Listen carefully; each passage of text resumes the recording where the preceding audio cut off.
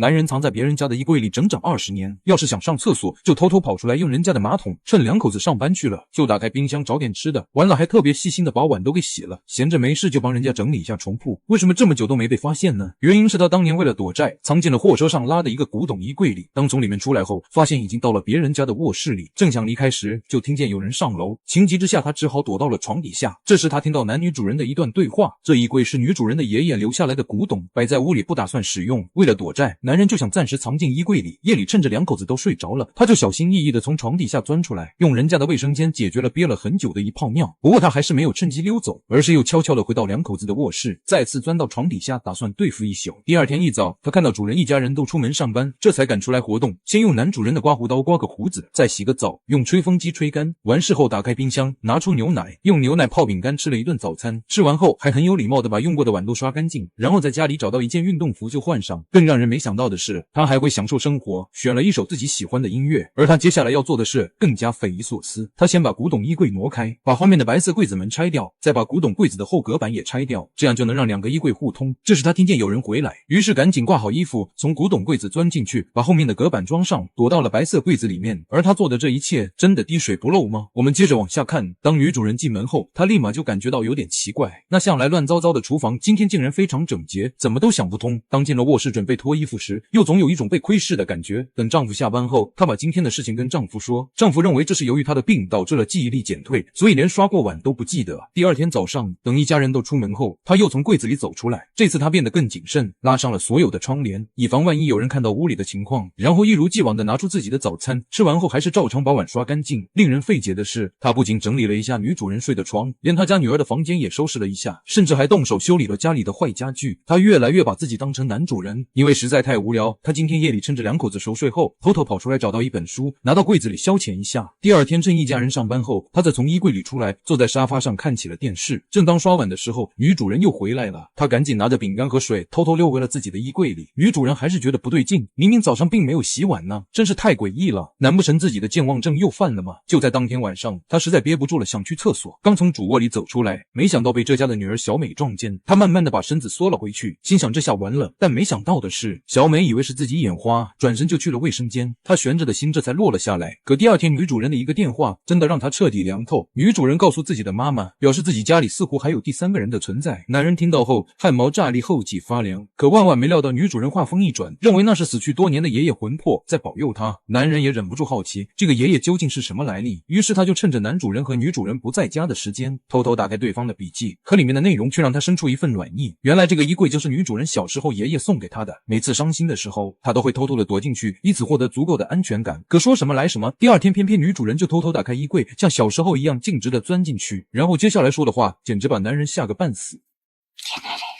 听到后，男人瞬间吓尿，大气都不敢喘一下。然而对方话锋一转，叫出另外一个叫乔治的名字，他却一脸的匪夷所思。最终在仔细的听对方一番自述后，他终于发现乔治原来是他小时候玩伴的名字，只不过因为一场意外去世了。原来女人把他当作乔治的鬼魂，以为家里的家务都是对方给做的，而且还把他当精神支柱。隔天一早，女主人离开后，他正准备给自己做一顿丰盛的早餐，却发现家里面的女孩偷偷带着男孩子逃学，提前回来，而他根本来不及藏到衣柜中，只能紧紧贴着墙壁躲到冰箱旁边。但接下来发生的事情才叫刺激，女孩直接领着男同学走进自己的卧室，房间里还时不时传出喘气声，这让男人很不是滋味。虽然他很想要制止，但又不知道该用什么样的身份去做。这天晚上，他望着窗外淅淅沥沥的雨，内心显得十分沉重，因为他已经把自己当成了家里不可分割的一部分。于是他做了一个大胆的举动，他趁着女孩熟睡时，偷偷溜进房间，拿起对方的手机，准备约一个合适的地方亲自处理对方。然而事情并没有那么顺利。第二天当他走出衣柜出门时，发现邻居老头竟然跟他打招呼，没办法，只能硬着头皮摇手回应，接着一脸胆怯的返回屋中。然而让他没想到，男同学竟然找到家里来。男人一脸淡定的装作男主人，邀请对方坐下，表示他已经知道女孩和他做过什么，让他赶紧离开女儿，并让他不要再向女孩索要任何钱财，否则就打电话给他父亲告知一切。可男孩也是个狠角色，对男人的警告根本不屑一顾，反而一脸嘲讽对方是什么东西。男人顿时气得一把掐住男孩的脖子，接着就要打电话告诉对方的父母事情的缘由。这下男孩终于服软，表示自己会忘记小美，再也不会骚扰对方，见自己的计划得逞，这才示意男孩赶紧离开。不得不说，他这家长当得挺合适的，男孩丝毫没有看出半点可疑之处。这些女人又提前回到家中，又偷偷的来到衣柜旁跟他聊天，谈论自己内心深处的事情，甚至把柜子当成了他最后的精神寄托，就像自己另外一个爱人一样。紧接着女人就脱下鞋子，爬到床上开始自我抚摸起来，就像是另一个灵魂在拥抱着自己。男人也没有闲着，情不自禁的跟着节奏开始运动起来，就像是两个孤独灵魂的交融一样。第二天早上，男人亲吻过后的枕套，又趴在床上感受女人的温存。他也不知道自己是不是爱上了女主人，然而意外来的猝不及防。前几天他做的一件事，却彻底让这个家庭分崩离析。女儿认为自己的爸爸阻止男友和自己见面，在家里面开始不停的争执吵闹，认为父亲打乱了自己的爱情，十分不悦。紧接着便头也不回的离家出走。听到这一切的男子很是自责，觉得不该因为自己的一点私心打断双方的来往，心情失落的打算出门透透气。没想到邻居老头透过窗子继续向他打招呼，他点头示意后赶紧返回房中，害怕对方识破自己的身份。心情差的他本打算打电话向女孩的男友道歉，可对方早已把他加入黑名单，气得他当场就把手机拧碎摔在地上。可等他再次返回衣柜时，却听到奇怪的声音，于是他赶紧打开一条缝隙，竟然看到男主人和一个陌生女子居然要开始做运动了。他一时之间也不知该如何是好。晚上他沉思很久，始终认为男主人对不起女主人有一种愧疚，于是他从衣柜里面偷偷的溜了出来，看到对方衣衫不整的躺在床上，决定要为女主人做点什么。等到他们起床离开后，他偷偷打开电脑，搜索如何杀人于无形的方法，没想到轻易就被他找到了。方法简单粗暴，他先是从冰箱里拿来2个矿泉水瓶子，然后再从腰部整齐切开，接着再往里面倒入些许的肉末，再把瓶盖反扣到瓶子上面，放到大树下面制成一个捕捉蜜蜂的陷阱。不一会儿就有几个小家伙中计了，然后再把他们带回家用浓烟迷晕，把他们全部倒进垃圾桶中。第二天男主继续带小三来家中做客，刚要打开垃圾桶，苏醒的蜜蜂瞬间蜂拥而至，没一会男主就因为忍受不住疼痛被蜜蜂活活蛰死，而他就在旁边慢慢欣赏着这一切，直到对方彻底凉透。然而这时却传出女主回来的声音，他迅速躲进衣柜之中。从那时起，女主人每次睡觉后，他都会从衣柜里面偷偷钻出来，搂着女人继续入眠。女人当然已经知道他的存在，只不过一直装作没看到。